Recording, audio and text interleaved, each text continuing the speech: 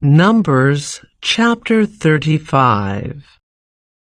While Israel was camped beside the Jordan on the plains of Moab, across from Jericho, the Lord said to Moses, "Command the people of Israel to give to the Levites from their property certain towns to live in, along with the surrounding pasture lands.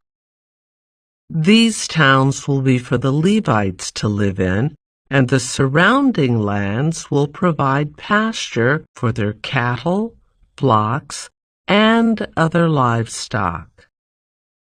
The pasture land assigned to the Levites around these towns will extend 1,500 feet from the town walls in every direction.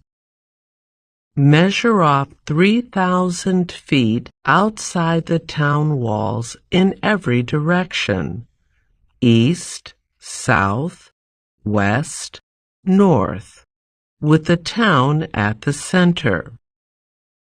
This area will serve as the larger pasture land for the towns. 6 of the towns you give the Levites will be cities of refuge, where a person who has accidentally killed someone can flee for safety.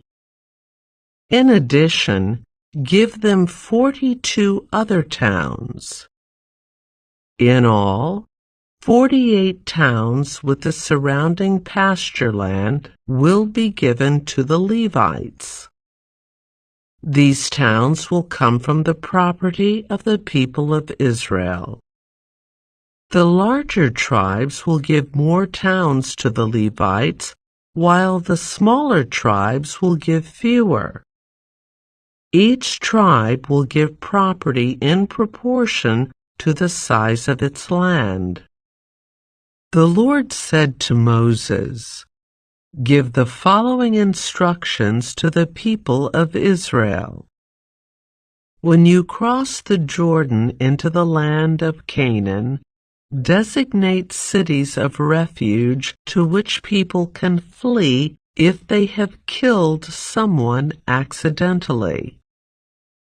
These cities will be places of protection from a dead person's relatives who want to avenge the death. The slayer must not be put to death before being tried by the community. Designate 6 cities of refuge for yourselves, 3 on the east side of the Jordan River, and 3 on the west in the land of Canaan. These cities are for the protection of Israelites, foreigners living among you, and traveling merchants. Anyone who accidentally kills someone may flee there for safety. But if someone strikes and kills another person with a piece of iron, it is murder, and the murderer must be executed. Or, if someone with a stone in his hand strikes and kills another person, it is murder, and the murderer must be put to death. Or, if someone strikes and kills another person with a wooden object, it is murder, and the murderer must be put to death. The victim's nearest relative is responsible for putting the murderer to death. When they meet, the avenger must put the murderer to death. So if someone hates another person and waits in ambush, then pushes him or throws something at him and he dies, it is murder. Or, if someone hates another person and hits him with a fist and he dies, it is murder. In such cases, the avenger must put the murderer to death when they meet.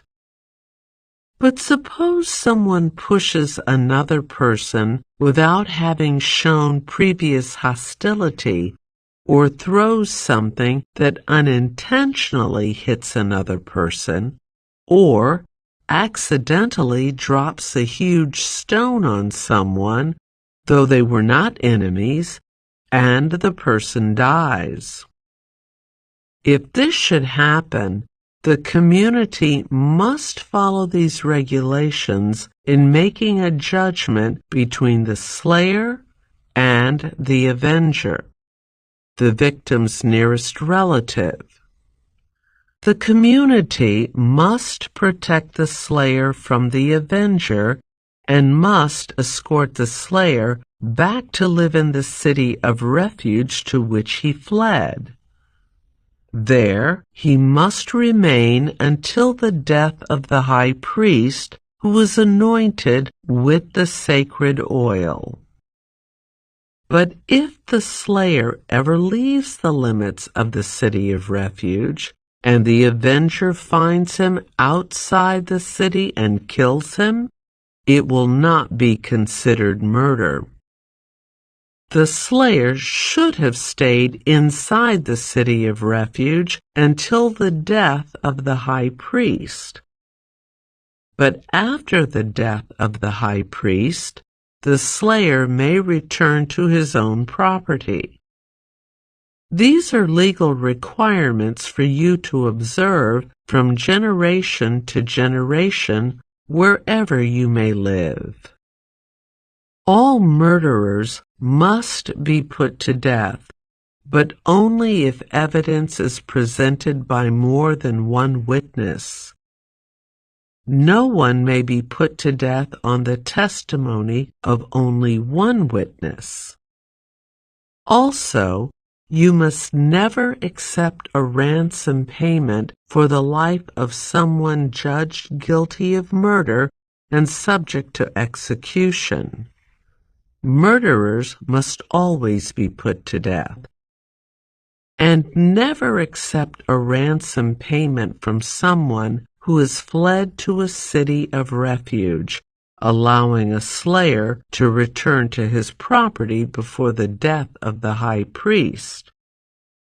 This will ensure that the land where you live will not be polluted, for murder pollutes the land. And no sacrifice except the execution of the murderer can purify the land from murder. You must not defile the land where you live, for I live there myself. I am the Lord who lives among the people of Israel.